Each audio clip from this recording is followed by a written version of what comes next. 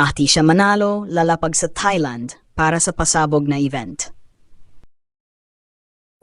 Macaulay the PH, your passion the lover channel. Mag-subscribe ka na! Atisha Manalo ay opisyal na inimbitahan ng Mr. International Organization upang maging bahagi at isa sa mga presenters ng kanilang grand event sa Thailand. Isang napakalaking karangalan para sa pambato ng Pilipinas na maimbitahan sa isang ganitong prestihiyosong pagtitipon at malinaw na pinapakita nito ang mataas na respeto at paghanga ng international pageant community kay Atisa.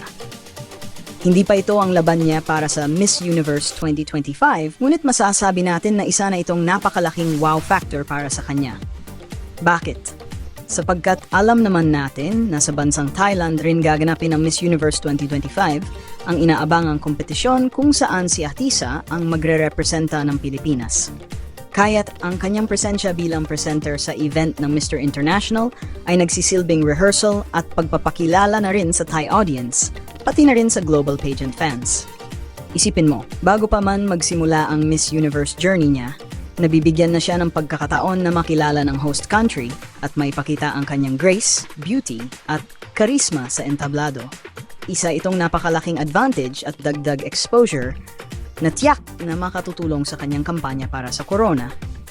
Kaya naman hindi nakapagtataka na mas lalong humanga at nagpakita ng suporta ang mga Pilipino dahil ang bawat hakbang ni Atisa ay patunay na malayo ang mararating niya.